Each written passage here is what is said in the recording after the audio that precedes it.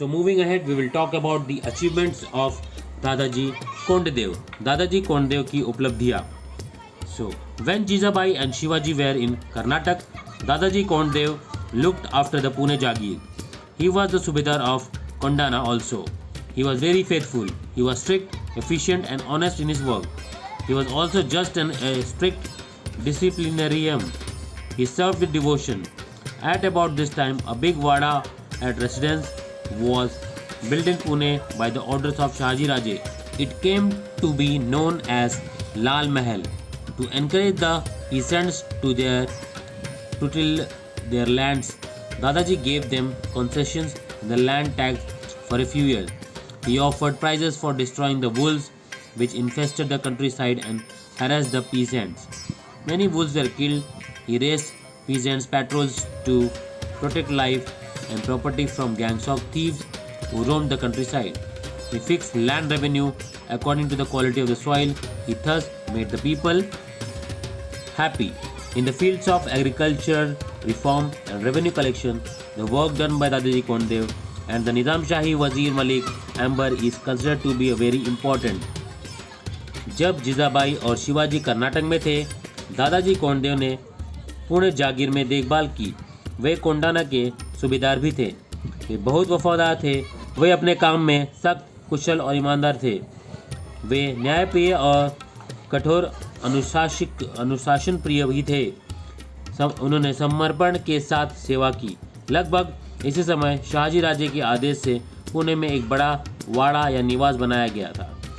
इसे लाल महल के नाम पे जाना जाने लगा था. किसानों को अपनी ज़मीन जीतने के लिए प्रोत्साहित करने के लिए दादाजी ने उन्हें कुछ वर्षों के लिए भूमि कर में रियासत दी. उन्होंने भेड़ियों को नष्ट करने के लिए पुरस्कार भी पेशकश की जो ग्रामीण इलाकों में घूमते थे और किसानों को परेशान करते थे. कई भेड़ियों को मार दिया गया. उन्होंने ग्रामीण इलाकों में घूमने वाले चोरों के गिरोह से जान और संपत्ति की रक्षा के लिए किसानों के गश्ती दल बनाए. उन्होंने मिट्टी की गुणवत्ता के अनुसार भूमि राजस्व तय किया. इसी प्रकार उन्होंने लोगों को खेती के लिए प्रेरित किया. कृषि सुधार और राजस्व संग्रह के क्षेत्र में दादाजी कोंडदेव और निजाम शाही वजीर मलिक अंबर द्वारा किए गए कार्यों को बहुत महत्वपूर्ण माना जाता है. Moving ahead, we will talk about Shivaji's education. Shivaji की शिक्षा. When Shivaji returned to Pune, his education continued under the supervision of Jizabai. While returning from Bangalore, Jizabai and Shivaji were accompanied by eminent teachers sent by Shahaji Raje.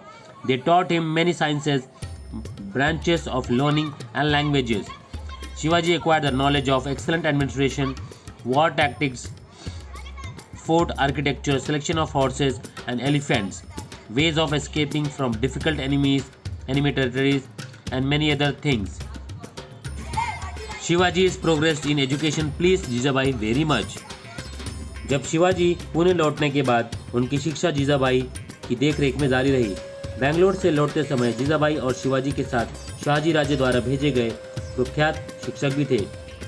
उन्होंने उन्हें कई विज्ञान शिक्षा की शाखाएं और भाषाएं सिखाई. शिवाजी ने उत्कृष्ट प्रशासन, युद्ध रणनीति, दुर्ग, वास्तुकला, घोड़े और हाथियों के चयन, कठिन शत्रु क्षेत्रों में बच निकलने के तरीके और कई अन्य चीज़ें भी का ज्ञान भी प्राप्त किया. शिक्षा के क्षेत्र में शिवाजी की प्रगति से जिजाबाई बहुत प्रसन्न हुई.